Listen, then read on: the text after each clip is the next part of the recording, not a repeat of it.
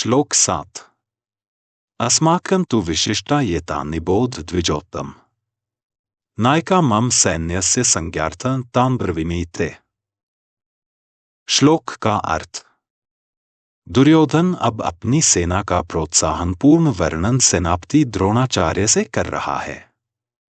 यह कहकर वह अपना मनोबल बढ़ाना चाहता है।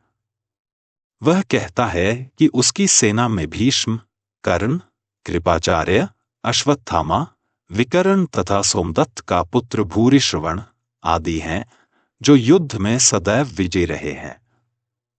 यह सभी दुर्योधन और द्रोण के परिचित और संबंधियों में से एक हैं। अपने समक्ष अति बलशाली सेनानियों को देखकर दुर्योधन अपनी शक्ति का मूल्यांकन रहा है, जिससे वह अपनी विजय सुनिश्चित कर सके। श्लोक से मिली सीख।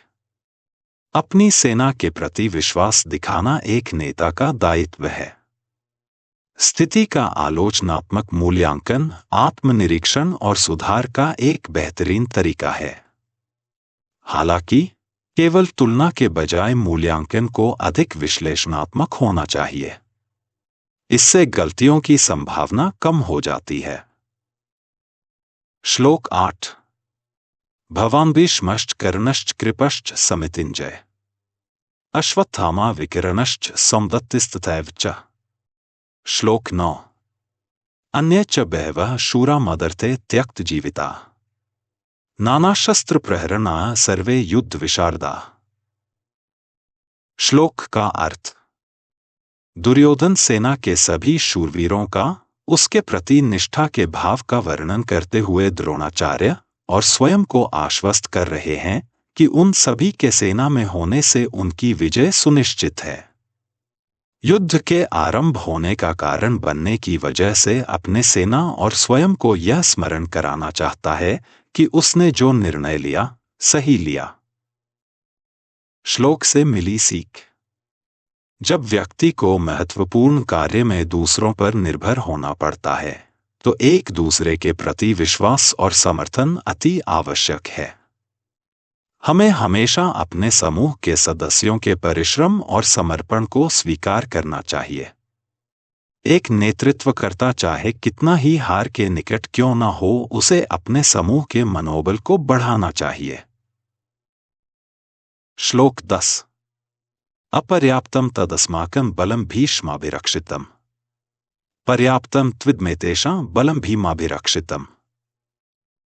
श्लोक का अर्थ। दुर्योधन भीष्म और भीम की तुलना करके अपनी विजय के निश्चित होने का घमंड कर रहा है। भीष्म ने आजीवन हस्तिनापुर के सिंहासन के प्रति समर्पित रहने का प्रण लिया था। उनके इस प्रण के कारण वह कौरवों के पक्ष से लड़ रहे थे। भीष्म और भीम के बीच अनुभव के अंतर के कारण दुर्योधन का ऐसा मानना है कि उनके पितामह को भीम द्वारा परास्त करना लगभग असंभव है। इससे यह प्रकट होता है कि दुर्योधन भीष्म को सेना के प्रथम एवं सर्वाधिक शक्तिशाली दुर्ग के समान मानता है। श्लोक का भावार्थ। दुर्योधन का भीष्म के ऊपर अत्यधिक निर्भरता यह दर्शाता है कि वह स्वयं अपनी सेना को विजय दिलाने में असमर्थ है। इसी प्रकार मनुष्य भी जीवन की कई परिस्थितियों का सामना करने के लिए किसी अन्य पर निर्भर होता है। यह करके वह स्वयं की क्षमता का अवलोकन करने से बच जाता है, जो उसके विकास को शिथिल बना देती है। भीष्म का अपने प्रण के प्रति निष्ठा उनके मोह का कारण बन रही है और वही उनके जीवन में अधर्म की स्थापना भी कर रही है। इससे हमें यह सीख मिलती है कि मनुष्य को अपने प्रण और वचन के प्रति तब तक निष्ठा रखनी चाहिए जब तक कि वह उसके जीवन को अधर्म पथ पर न ले जाए। भीष्म और भीम के बीच में जो अनुभव का अंतर दुर्योधन ने अंकित किया, वह यह दर्शाता है कि भले ही भीम को ऊर्जा और आयु का लाभ था, परंतु उनके पास सैन्य अनुभव की कमी थी। इसी प्रकार आधुनिकता जितनी भी प्रबल क्यों न हो जाए, बिना अनुभव के निपुणता हासिल करना असंभव है।